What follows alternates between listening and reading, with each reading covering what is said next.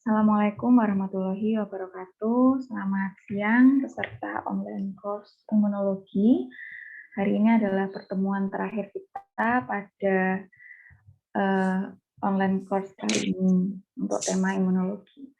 Materi yang terakhir adalah tentang respon imun humoral. Ini adalah lanjutan dari yang kemarin. Kalau yang kemarin adalah respon imun yang seluler, ini adalah respon imun humoral.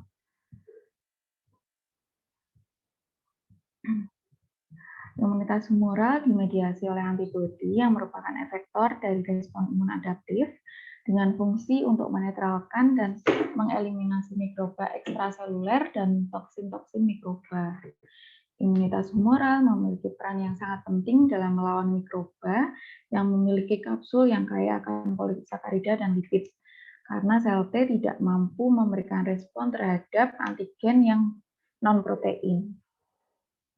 Yang pertama adalah tahap dan jenis-jenis dari respon imun humoral.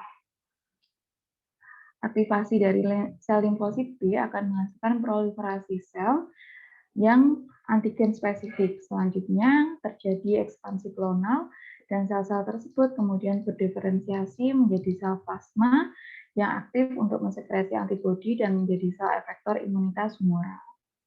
Berikut adalah tahapan dari respon imun humoral. Untuk limfosit B naif akan mengenali antigen dan di bawah pengaruh sel-sel T helper atau CD14 dan rangsangan lain. Sel B yang diaktifasi untuk berproliferasi atau membelah secara berulang-ulang akan meningkatkan ekspansi klonal dan untuk berdiferensiasi menjadi sel-sel plasma yang mensekresi antibodi. Beberapa dari sel B yang teraktivasi mengalami perubahan isotep rantai berat dan maturasi afinitas, serta beberapa menjadi sel memori yang bertahan hidup lama. Ini adalah tahapan yang pertama, pengenalan antigen. Di sini ada mikroba, kemudian dikenali oleh sel B yang naif, kemudian terjadi aktivasi dari limfosit B. Di sini juga ada bantuan dari sel T helper atau bisa juga dengan rangsangan yang lain. Kemudian terjadi proliferasi atau pembelahan secara berulang-ulang. Selanjutnya akan melakukan diferensiasi dengan hasil ini ada sel plasma yang mampu mensekresi antibodi, kemudian ada sel B yang mengekspresikan imunoglobulin G, kemudian ada sel B yang mengekspresikan imunoglobulin dengan afinitas yang tinggi, yang ini akan menjadi kandidat untuk sel memori, B sel memori. Nah, untuk yang ini, yang sel plasma, dia akan mensekresi antibodi, misalnya ada imunoglobulin M. Kemudian kalau yang bawahnya, ini ada sel B yang mengekspresikan imunoglobulin G. Ini selanjutnya ada sel B yang mengekspresikan imunoglobulin dengan afinitas yang tinggi. Selanjutnya, respon antibodi terhadap berbagai antigen diklasifikasikan menjadi T-dependent dan T-independent berdasarkan kebutuhan terhadap bantuan dari sel T. Nah, T-dependent dan T-independent ini tergantung dari antigennya. Ketika antigen itu bersifat protein, maka dia membutuhkan sel T. Jadinya itu T-dependent. Nah, dia membutuhkan sel T untuk memperkuat afinitas dari sel B tersebut. Tapi ketika antigennya itu bersifat non-protein, bersifat polisakarida atau lipid dan lain-lain yang penting yang tidak protein, nah dia itu T-independent. Jadi tanpa bantuan sel T, dia sudah bisa untuk memiliki afinitas yang tinggi. Kemudian kecenderungan respon dari subset sel B yang berbeda terhadap antigen protein dan non-protein. Sebagian besar dari sel B itu disebut sebagai sel B folikuler karena mereka berada dan bersirkulasi di dalam folikel-folikel organ limfoid. Sel B zona marginal itu adalah sel B yang berada pada daerah marginal pulpa putih limpa yang memberikan respon pada antigen polisakarida dan lipid yang dibawa melalui aliran darah. Ini adalah gambaran respon antibodi yang tergantung pada sel T atau T-dependent. Untuk yang gambar bawah ini adalah yang tidak tergantung sel T atau T-independent. Respon antibodi terhadap antigen protein itu membutuhkan bantuan sel T, dan antibodi yang diproduksi khususnya menunjukkan perubahan isotep dan afinitas yang tinggi. Sedangkan antigen non-protein, misalnya polisakarida, itu dapat mengaktifasi sel B tanpa bantuan dari sel T. Sebagian besar dari respon yang tergantung oleh sel T atau yang dependent sel T itu dibuat oleh sel B folikuler, sedangkan sel B daerah marginal dan sel B1 itu memiliki peran yang besar pada respon yang independen sel T. Untuk yang gambar atas ini ada sel B folikuler, di mana di sini ada imunoglobulin M, kemudian ini ada protein antigen. Selanjutnya dia akan berikatan atau dibantu dengan sel T helper. Selanjutnya ini akan terjadi perubahan dari isotip. Di sini antibodi akan bersifat memiliki afinitas yang tinggi. Kemudian selain itu dia juga bisa menjadi sel B memori yang memiliki umur yang panjang. Kalau yang gambar bawah ini adalah sel B yang T independen. Di sini ada sel B1 dan sel B di daerah marginal. Nah, ini yang dikenali adalah antigen berupa polisakarida contohnya. Kemudian di sini ada sinyal-sinyal lain, misalnya protein komplement dan produk mikroba yang lain. Selanjutnya, ini menghasilkan IgM, antibodi berafinitas rendah, dan sel plasma yang umurnya pendek. Respon dari antibodi terhadap pemaparan pertama dari suatu antigen itu disebut sebagai respon primer, berbeda secara kuantitatif dan kualitatif dari paparan selanjutnya yang disebut dengan respon sekunder. Ini adalah gambaran tentang ciri khas dari respon antibodi primer dan respon yang sekunder. Respon antibodi primer dan sekunder itu berbeda dalam beberapa hal yang digambarkan pada tabel gambar B. Di sini untuk respon primer itu jarak waktu sesudah imunisasi atau sesudah paparan itu biasanya 5-10 hari. Sedangkan yang respon sekunder itu lebih cepat, biasanya sekitar 1-3 hari. Kemudian untuk puncak responnya, yang respons primer itu dia kecil, yang respon sekunder puncak responnya itu besar. Kemudian respon primernya ini isotip antibodi biasanya imunoglobulin M itu lebih besar dari imunoglobulin G, sedangkan pada respon sekunder itu untuk isotip antibodinya terjadi peningkatan relatif pada imunoglobulin G dan di bawah situasi tertentu pada imunoglobulin A atau imunoglobulin E. Selanjutnya, pada respon primer itu untuk isotip antibodinya rata-rata memiliki afinitas yang rendah. Untuk respon sekundernya rata-rata memiliki afinitas yang lebih tinggi. Ini adalah gambaran untuk yang infeksi pertama, dia itu lebih landai untuk kurvanya. Sedangkan yang untuk yang ini paparan ulangan, ini kurvanya dia lebih tinggi dan responnya itu lebih cepat 1-3 hari karena kan dia sudah mengenali antigen yang memapar tersebut. Selanjutnya, stimulasi limfosit B oleh antigen. Respon imun humoral diawali ketika limfosit B yang spesifik antigen di dalam limfa, kelenjar limfa, dan jaringan limfoid mukosa mengenali antigen. Yang pertama, sinyal yang dicetuskan oleh antigen pada sel B. Pembentukan sekelompok reseptor imunoglobulin yang dicetuskannya antigen itu memicu sinyal biokimiawi yang ditransduksikan oleh molekul-molekul persinyalan yang berhubungan dengan reseptor. Ini adalah gambaran mengenai transduksi sinyal yang diperantarai oleh reseptor antigen di limfosit. Cross-linking reseptor imunoglobulin pada sel B oleh antigen merangsang sinyal biokimia yang ditransduksikan melalui protein imunoglobulin alfa dan imunoglobulin beta yang terkait oleh imunoglobulin. Sinyal ini mencetuskan fosforilasi awal tirosin, aktivasi berbagai intermediate biokimia dan enzim, serta aktivasi dari faktor-faktor transkripsi. Persinyalan yang sama terlihat pada sel T setelah pengenalan antigen. Nah, ini terjadi cross-linking imunoglobulin membran oleh antigen. Selanjutnya terjadi fosforilasi tirosin. Nah, di sini melibatkan hitam, kemudian ada FYN, LYN, BLK. Selanjutnya ada protein-protein adaptor yang memicu pertukaran dari GTP atau GDP pada RAS dan RAG, seperti pertemuan yang sebelumnya, yang kemarin. Kemudian yang kompleks hitam ini dia akan melakukan aktivasi PLC gamma 1 yang selanjutnya di sini terjadi biokimia intermedia. Untuk yang aktivasi PLC gamma 1 dia itu akan memicu inositol trifosfat dan peningkatan Ca2+ sitosolik. Selain itu dia juga memicu sekresi dari diasilgliserol atau DAG.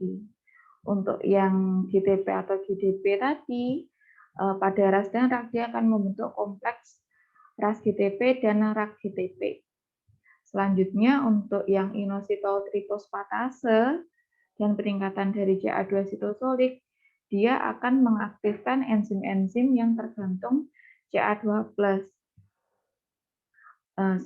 Sedangkan yang DAG atau diasilgliserol, dia akan mengaktifasi PKC, lalu yang kompleks RAS GTP dan RAG GTP, dia akan mengaktifasi ERK dan JNK yang selanjutnya akan mengaktifasi faktor-faktor transkripsi seperti MYC, N4, nekrosis faktor kappa B, dan ini AP1. AP1 itu activating protein 1. Selanjutnya yang kedua, peran sinyal respon imun alami pada aktivasi dari sel B. Limfosit B mengekspresikan suatu reseptor untuk protein dari sistem komplement yang menyediakan sinyal untuk aktivasi sel. Produk mikroba juga langsung mengaktifasi sel B melalui pengenalan pola alami reseptor.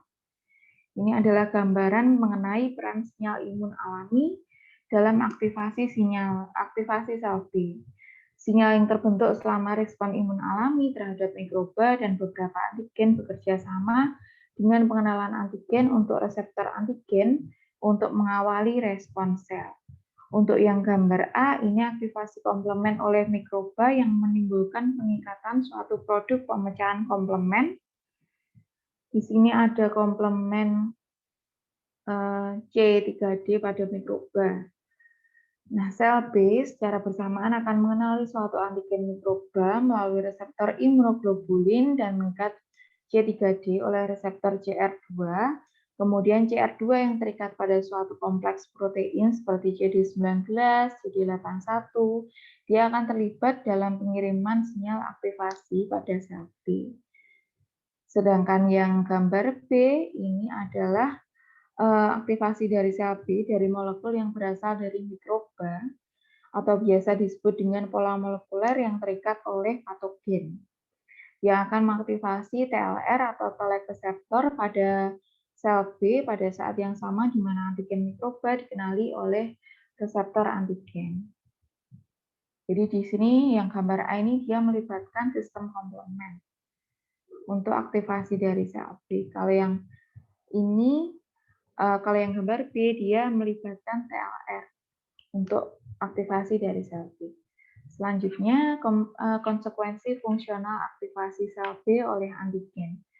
Aktivasi dari sel B oleh antigen dan sinyal lain adalah untuk mengawali proliferasi dan diferensiasi dari sel B. Dan untuk menyiapkan sel B berinteraksi dengan limfosit T helper bila antigen berupa protein. Ini adalah konsekuensi fungsional dari aktivasi sel B yang dipantarai oleh reseptor antigen.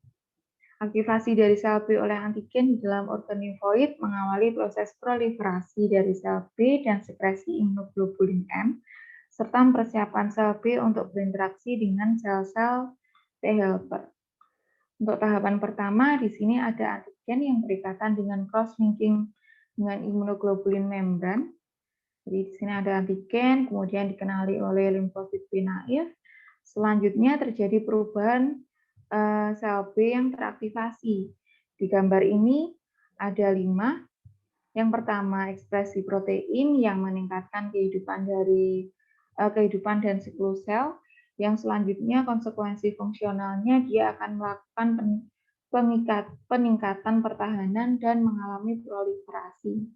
Selanjutnya untuk yang gambar kedua, di sini dia melibatkan kostimulator. Di sini ada kostimulator B7 seperti yang sudah kita kenal sebelumnya, ada B71, B72 itu stimulator. Di sini ada presentasi antigen yang selanjutnya terjadi peningkatan ekspresi dari kostimulator B7. Yang selanjutnya konsekuensi fungsionalnya terjadi interaksi dengan sel T helper. Kalau tahapan ini berarti nanti yang dikenal adalah antigen yang bersifat protein karena di sini melibatkan sel T helper. Selanjutnya yang ketiga, di sini ada peningkatan dari ekspresi reseptor sitokin yang selanjutnya akan menimbulkan konsekuensi fungsional berupa kemampuan memberi respon terhadap sitokin. Untuk yang gambar keempat, di sini terjadi peningkatan ekspresi oleh CCR7 yang selanjutnya terjadi migrasi dari folikel ke daerah sel T. Nah, di sini melibatkan kemokin ya. CCR7 itu termasuk kemokin. Jadi nanti folikel-folikel dari sel B dia akan mengarah ke daerah yang mengandung sel T dengan bantuan dari kemokin CCR7. Selanjutnya di sini ada pembentukan sel plasma. Untuk konsekuensi fungsionalnya menghasilkan antibodi yang di sini adalah imunoglobulin M. Selanjutnya fungsi limfosit T helper pada respon imun humoral. Yang pertama, aktivasi dan migrasi sel T helper.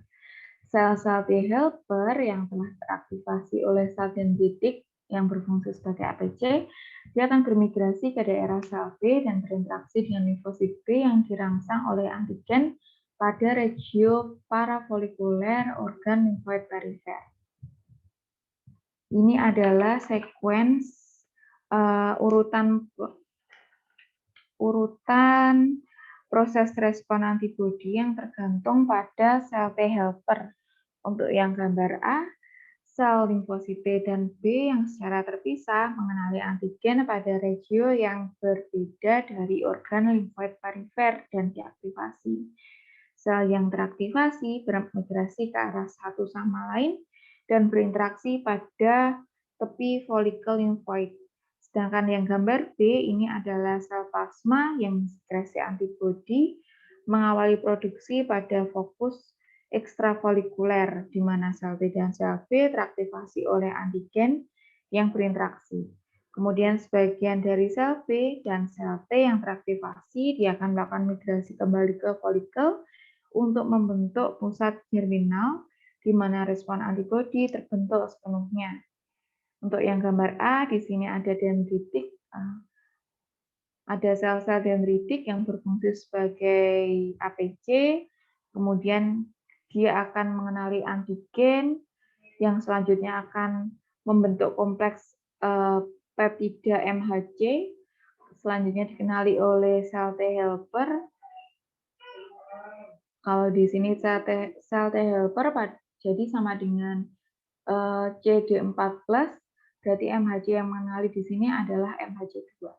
Kemudian di sini terjadi interaksi awal dari sel T dan sel B, ini terjadi pada zona sel T. Selanjutnya, di zona B, di sini ada folikel primer, di mana sel B sendiri itu akan mengenali antigen. Jadi di sini itu mereka bertemunya di sini, di zona sel T. Jadi di zona sel B itu menyiapkan sel B-nya. Nah di sini itu membentuk kompleks dari MHC peptida. Dan selanjutnya di sini terjadi interaksi dari sel T dan sel B. Selanjutnya di sini dia fokus ekstrafolikuler ya. Di sini ada sel plasma yang berumur pendek. Di sini ada sel T helper ekstrafolikuler yang selanjutnya ini reaksi di pusat germinal atau di germinal center. Ini sel T helper folikuler, ada sel B yang berpusat pada germinal dan sel plasma yang berumur panjang. Letaknya di germinal center. Selanjutnya ada presentasi antigen oleh limfosit B ke sel T helper. Limfosit B yang mengikat antigen protein melalui reseptor antigen membran imunoglobulin akan mengindositosis antigen-antigen tersebut. Kemudian akan memproses mereka dalam vesikel endosoma dan menyajikan peptida yang terikat oleh MHC kelas 2 untuk dikenalkan pada sel T helper CD4+. Ini presentasi antigen oleh limfosit B pada sel-sel T helper. Sel-sel B yang spesifik untuk suatu antigen protein akan mengikat dan menginternalisasi antigen tersebut, kemudian akan memproses dan mempresentasikan peptida yang terikat pada molekul MHC kelas 2 pada sel T helper.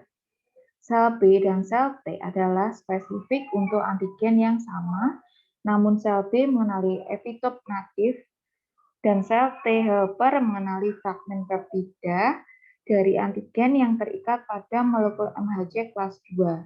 Sel B juga mengekspresikan kostimulator, misalnya molekul B7 yang berperan dalam aktivasi dari sel T. Nah, di sini tahapan awal adalah pengenalan sel B oleh antigen protein natif. Di sini ada antigen protein mikroba yang dikenal oleh sel B. Selanjutnya terjadi endositosis antigen yang diperantarai oleh reseptor. Selanjutnya terjadi pemrosesan dan penyajian antigen. Di sini ada kompleks dari MHC kelas 2 dan peptida. Peptida ini didapatkan dari protein antigen tadi yang sudah mengalami proses pemecahan melalui endositosis di sini tadi ini. Di dalam sini untuk kompleks MHC peptida yang selanjutnya di sini ada pengenalan antigen oleh sel T. Ini dikenalkan oleh ini kompleks sel T CD4+. Di sini pengenalan dari sel B dan sel T. Selanjutnya, mekanisme sel T helper memperantarai aktivitas dari limfosit B. Limfosit T helper yang mengenali antigen yang dipresentasikan oleh sel B menggunakan ligan CD40 atau CD40L dan sitokin yang disekresi untuk mengaktifasi sel B spesifik antigen. Di sini ada mekanisme aktivasi limfosit B yang diperantarai oleh sel T helper. Sel T helper akan mengenali antigen peptida yang disajikan oleh sel B dan kostimulator, misalnya molekul B7 pada sel B. Sel-sel T helper akan diaktifasi untuk mengekspresikan ligan CD40 atau CD40L dan mensekresi sitokin, di mana keduanya terikat pada reseptor di sel B yang sama dan mengaktifasi sel B tersebut. Di sini ada proses sel T helper yang teraktivasi, dia mengekspresikan CD40L atau CD40 ligan. Selain itu, dia juga mensekresi sitokin. Di sini ada gambaran dari CD40 yang dikenali oleh CD40 ligan.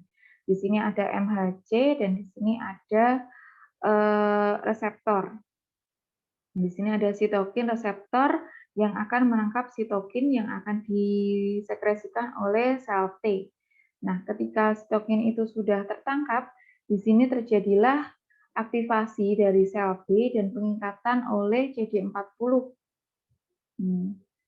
Ini sudah terikat, ini kan awalnya belum terikat ya, ini sudah terikat antara CD40 dan CD40 ligan, yang ini sitokin dengan sitokin reseptor itu sudah melakukan ikatan. Selanjutnya terjadilah proliferasi dan diferensiasi dari sel B. seperti ini, membentuk sel-sel plasma yang akan menghasilkan imunoglobulin atau antibodi. Selanjutnya ekstrafolikuler dan reaksi pusat germinal. Banyak proses dalam respon antibodi yang berkembang lengkap terjadi dalam germinal center yang terbentuk di folikel limfoid dan membutuhkan partisipasi dari sel T helper yang khusus. Ini adalah reaksi di germinal center. Sel B yang sudah diaktifasi oleh sel T helper pada bagian tepi suatu folikel primer, dia akan melakukan migrasi ke dalam folikel dan melakukan proliferasi. Selanjutnya dia akan membentuk daerah gelap pada pusat germinal atau germinal center. Sel B pada pusat germinal atau germinal center, dia akan mengalami perubahan isotype yang ekstensif dan mutasi somatik pada gen imunoglobulin G. Selanjutnya dia akan melakukan migrasi ke dalam daerah terang, di mana sel B dengan reseptor antibodi yang berafinitas paling tinggi akan dipilih untuk bertahan hidup. Ini mengingatkan kita tentang seleksi positif ya. Dan mereka berdiferensiasi menjadi sel plasma atau sel memori yang meninggalkan pusat germinal. Di bagian awal ini terjadi aktivasi dari sel B yang melakukan migrasi ke pusat germinal. Nah, di sini ada pengenalan dari terjadi aktivasi dari sel B ini dibantu oleh sel T helper. Ini aktivasi dari sel B-nya ini dibantu oleh sel T helper. Kemudian dia akan migrasi ke germinal center. Germinal center itu bagian dari limpa. Bagian dari limpa. Di sini yang dikenal namanya germinal center. Nah, di sini itu nanti akan terjadi proliferasi dari sel B. Dari sini nanti di daerah gelap ini adalah gambaran mikroskopnya. Jadi pada gambaran mikroskop memang gambarannya seperti ini. Jadi ada daerah gelap dan ada daerah terang. Untuk yang daerah gelap di sini ada terjadi proliferasi dari sel B. Selanjutnya untuk yang di daerah terang di sini terjadi mutasi somatik dan maturasi afinitas dan perubahan dari isotype sel B. Ini ada sel dendritik folikuler yang berfungsi sebagai APC, kemudian ini dia akan berikatan di sini. Selanjutnya di sini ada TFH atau sel T folikuler helper, di mana yang sebelumnya sudah kita bahas bahwa sel T folikular helper itu dia tidak meninggalkan organ limfoid. Jadi dia itu tetap pada organ limfoid atau ada di limpa atau organ limfoid perifer lainnya. Untuk yang sel T helper dan T sitotoksik itu kan dia dikeluarkan dari limpa untuk menuju daerah yang terinfeksi. Kalau yang TFH itu dia tetap tinggal. Nah, fungsinya TFH itu untuk meningkatkan afinitas dari sel B. Nah, selanjutnya setelah terbentuk kompleks seperti ini, itu baru terbentuk sel plasma dan sel B memori. Nah, selanjutnya ini dikeluarkannya sel yang mensekresi antibodi dengan afinitas yang tinggi dan sel B memori. Jadi setelah terbentuk di sini ada sel plasma dan sel B memori, ini kemudian mereka dikeluarkan dan akan beredar ke seluruh tubuh. Sel plasma dan sel B memori. Untuk yang menghasilkan antibodi atau menghasilkan imunoglobulin itu adalah sel-sel plasma. Untuk yang sel B memori itu sel B yang umurnya panjang, yang sifatnya untuk mempertahankan diri ketika dia terjadi infeksi sekunder atau infeksi berulang. Sehingga nanti akan memunculkan respon yang lebih cepat. Selanjutnya perubahan isotype rantai berat.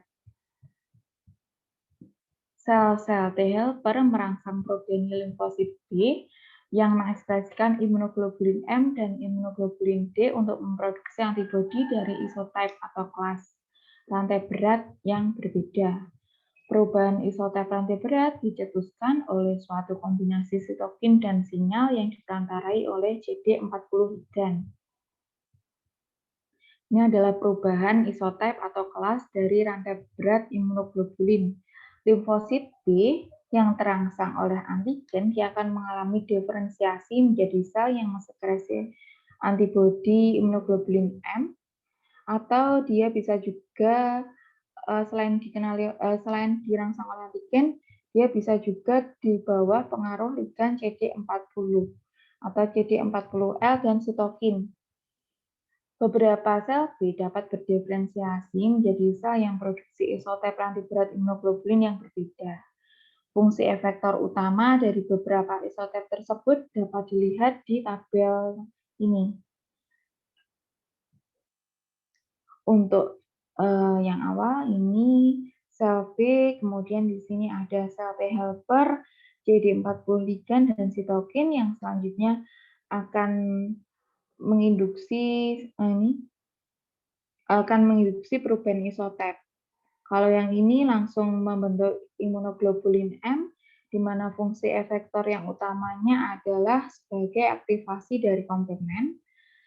Kalau yang ini, itu tahapan yang ini, dia itu dibantu oleh sel T helper, bisa juga dibantu oleh CD40 ligan dan sitokin, yang kemudian akan memunculkan bermacam-macam isotip dari imunoglobulin.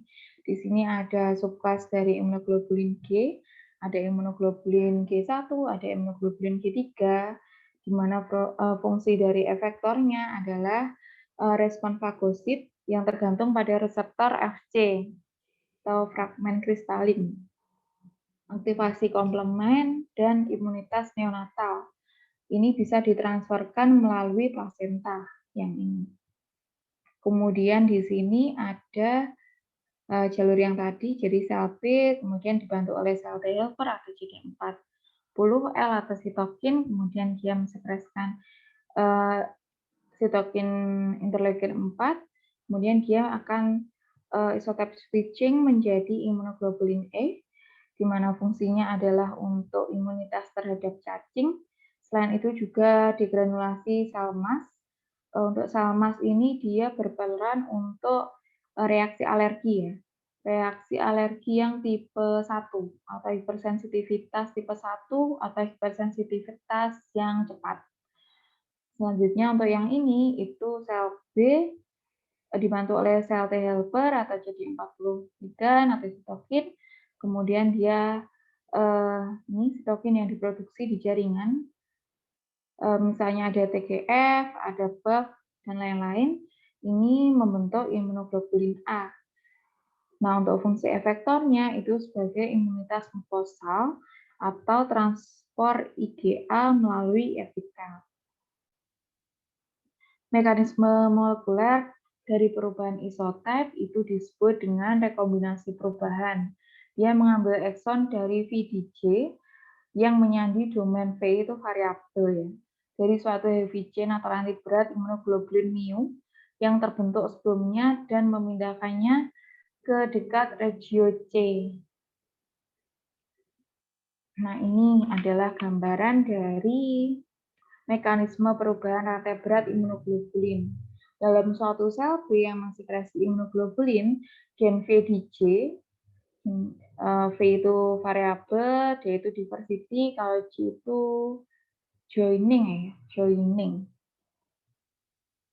Nah, gen VDJ pada rantai berat yang diatur kembali adalah berdekatan dengan gen region konstan mu atau C mu. Sinyal-sinyal dari sel-sel T helper atau ligan CD40 dan sitokin itu dapat mencetuskan rekombinasi dari regio switch atau S demikian rupa sehingga gen VDJ yang diatur kembali dipindahkan di dekat hilir atau di bagian downstream dari gen C dari C mu, yaitu gen C gamma dalam contoh yang ditunjukkan dalam gambar ini. Enzim activated induced deaminase atau AID yang dirangsang oleh sinyal dari sel T follicular helper itu akan mengubah nukleotida dari regio switch sehingga mereka dapat dipotong oleh enzim yang lain dan digabungkan pada regiospit di bagian hilir, di bagian downstream-nya ya. Selanjutnya pada waktu gen rantai berat ini ditranskripsi, ekson dari VDJ itu akan dipotong menjadi ekson dari gen C di bagian downstream, kemudian dia akan memproduksi suatu rantai berat dengan suatu regio konstan yang baru, sehingga menjadi suatu kelas imunoglobulin yang baru. Jadi hubungannya di sini ada dengan DNA. DNA yang diatur kembali pada sel yang memproduksi IgM. Di sini ada ada VDJ, kemudian ada erah mu, S mu, dan C mu. Kemudian yang bagian kanan di sini ada S gamma dan C gamma. Di sini dengan bantuan dari sinyal T helper atau ligan CD40 dan sitokin, terjadi induksi AID, enzim AID tadi. Nah, enzim AID itu menyebabkan rekombinasi dari S mu dengan S gamma. Di sini terjadi dilesi dari gen C yang mempengaruhi pembentukan ekson di sini, ekson imunoglobulin. Jadi nanti yang terbentuk VDJ dan C mu. Selanjutnya terjadi transkripsi dan pemotongan dari RNA.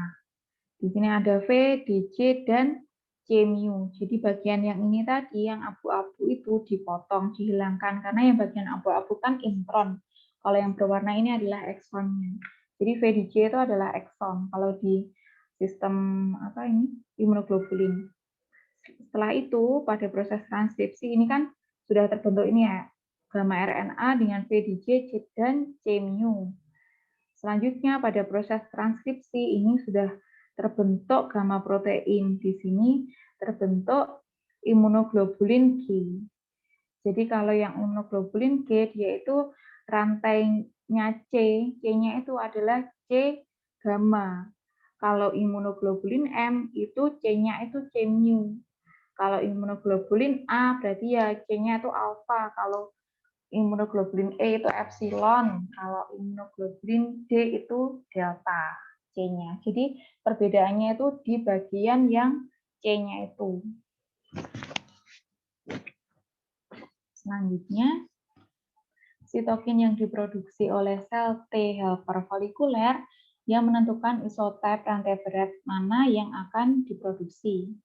Selanjutnya, maturasi afinitas. Maturasi afinitas adalah proses di mana afinitas antibodi yang diproduksi dalam respon terhadap suatu antigen protein itu akan meningkat dengan pemaparan yang berkepanjangan atau berulang terhadap antigen tersebut. Ini adalah maturasi afinitas dalam respon antibodi. Pada awal respon imun dihasilkan antibodi dengan afinitas yang rendah selama reaksi di germinal center tadi. Mutasi somatik gen V imunoglobulin dan seleksi dari sel B itu termutasi dengan reseptor antigen yang memiliki afinitas yang tinggi. Dia akan menghasilkan produksi antibodi dengan afinitas yang tinggi terhadap antigen. Ini bagian V, bagian variabel, dan bagian C. Dia akan mengalami mutasi somatik pada gen V imunoglobulin. Selanjutnya terjadi seleksi pada sel B yang memiliki afinitas tinggi. Nah, kalau dia tidak mengalami mutasi somatik, ini dia akan memiliki afinitas antibodi dengan afinitas yang rendah.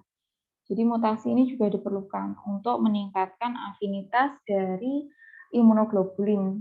Kan kalau afinitasnya tinggi, nanti kan ikatan dengan antigennya itu juga lebih tinggi, lebih rekat gitu. Maturasi afinitas terjadi pada germinal center follicular lymphoid dan merupakan hasil dari hipermutasi somatik gen-gen imunoglobulin dalam sel B yang membelah yang diikuti oleh seleksi sel B afinitas tinggi oleh antigen. Ini adalah gambaran mengenai seleksi sel B afinitas tinggi di bagian germinal center. Beberapa sel B yang teraktivasi bermigrasi ke dalam folikel untuk membentuk pusat germinal, di mana mereka berproliferasi secara cepat dan mengakumulasi mutasi dalam gen V imunoglobulinnya. Sel-sel B tersebut menghasilkan antibodi dengan afinitas yang berbeda untuk antigen. Sel yang dendritik folikuler atau FDC, dia akan menyajikan antigen, dan sel B yang mengenali antigen tersebut akan dipilih untuk tetap hidup. FDC atau sel folikular dendritik cell ya, itu akan menyajikan antigen dengan menggunakan reseptor Fc atau fragmen kristalin untuk mengikat kompleks imun, atau menggunakan reseptor C3 untuk mengikat kompleks imun dengan protein komplement C3b dan C3d yang menempel. Sel B juga mengikat antigen dan memprosesnya. Selanjutnya dia akan menyajikan pada sel T helper di dalam pusat germinal, sel T helper yang folikuler ya, TFH itu, T folikular helper di pusat germinal, dan sinyal dari TFH akan merangsang kelangsungan hidup dari sel B. Dengan semakin banyaknya antibodi yang diproduksi, jumlah antigen yang ada akan semakin berkurang, sehingga hanya sel B yang mengekspresikan reseptor dengan afinitas yang lebih tinggi untuk mengikat antigen yang dipilih untuk bertahan hidup. Untuk gambarnya ini antigen dikenali oleh sel B naif, kemudian terjadi aktivasi sel B oleh antigen protein dan sel T helper, selanjutnya melakukan migrasi ke germinal center, selanjutnya sel B dengan mutasi somatik pada gen V, imunoglobulin, dan imunoglobulin dengan berbagai afinitas untuk antigen. Nah, di sini selanjutnya sel B dengan imunoglobulin membran afinitas tinggi akan mengikat antigen pada folikular dendritic cell dan menyajikan antigen ke sel T helper. Selanjutnya, sel B yang mengenali antigen pada folikular dendritic cell atau berinteraksi dengan sel T helper yang diseleksi itu akan bertahan hidup, dan sel B yang lainnya akan mati. Jadi nanti hasil akhirnya adalah sel-sel B yang memiliki afinitas yang tinggi.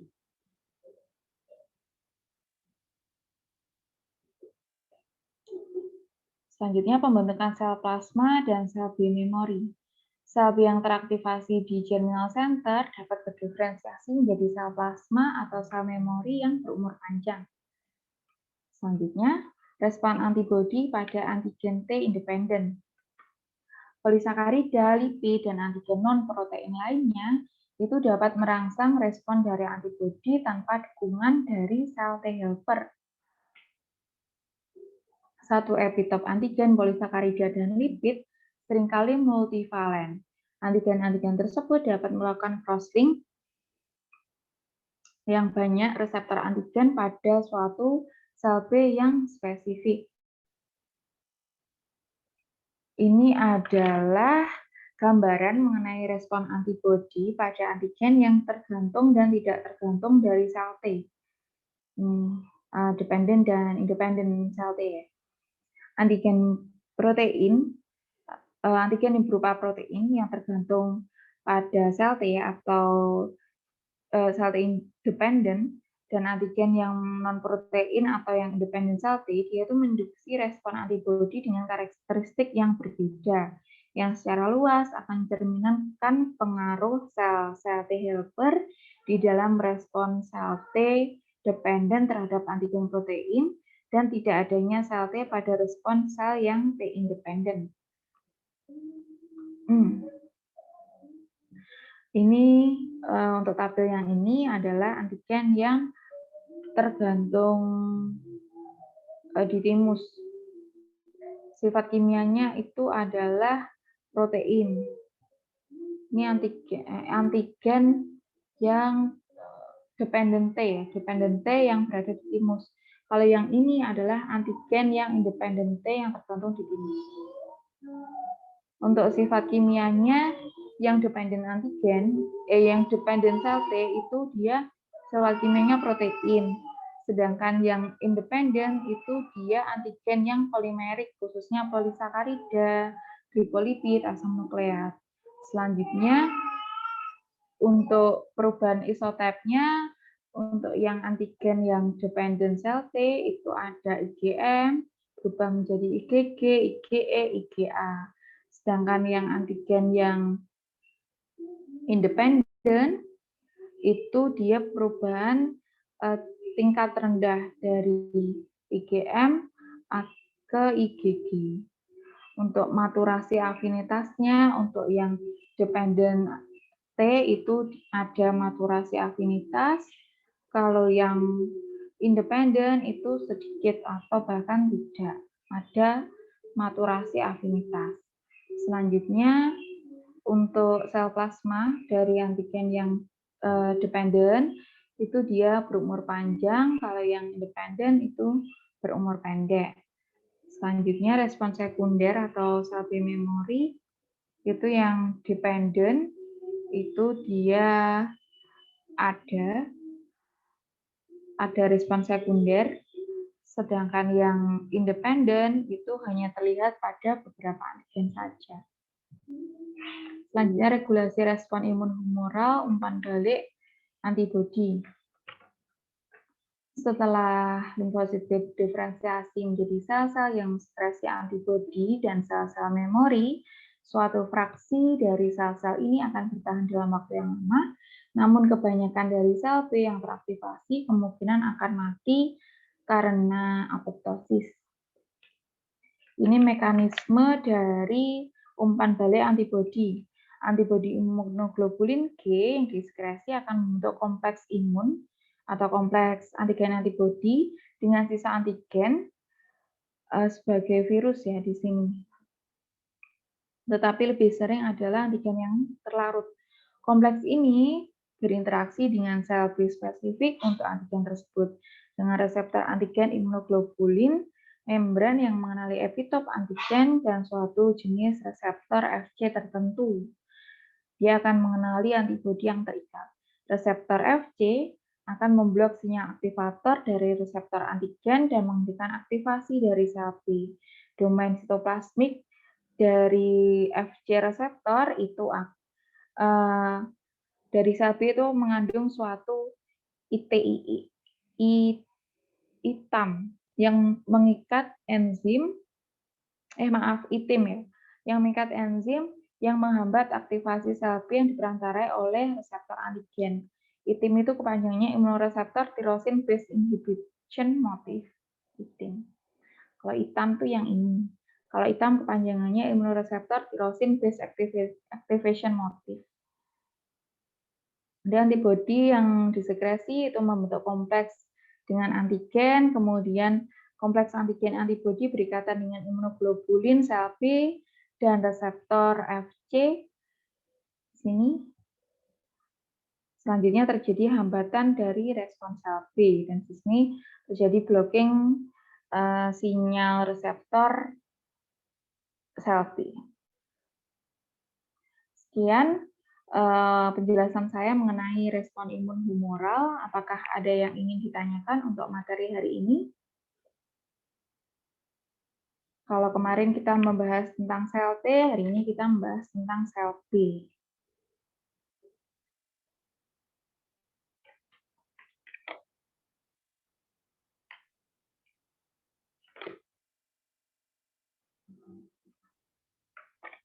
Apakah ada yang ingin ditanyakan?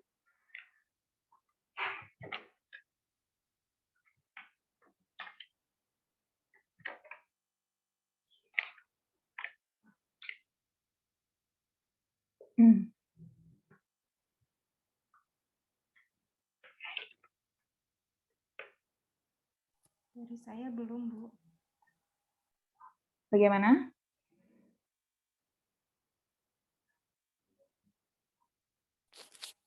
Dari saya belum, Bu. Oh ya, baik. Belum ada pertanyaan ya. Atau nanti misalnya kalau ada pertanyaan bisa ditanyakan di grup ya. Untuk hari ini apakah bisa saya tutup? Baik, Bu. Ya, terima kasih atas perhatiannya. Terima kasih sudah mengikuti online course ini selama 6 pertemuan, sudah aktif untuk mengikuti. Saya terima kasih yang sebesar-besarnya dan mohon maaf jika selama ini ada kesalahan dalam sikap ataupun dalam ucapan. Saya mohon maaf, jika ada kurang lebihnya saya mohon maaf. Untuk pertemuan hari ini saya akhiri, mungkin jika ada yang masih dibingungkan atau ada yang ingin ditanyakan, bisa ditanyakan melalui grup, kita bisa diskusi bersama, bisa belajar bersama tentang imunologi. Terima kasih untuk perhatiannya. Saya akhiri. Selamat siang. Wassalamualaikum warahmatullahi wabarakatuh. Waalaikumsalam warahmatullahi Waalaikumsalam wabarakatuh. warahmatullahi Terima kasih, Bu.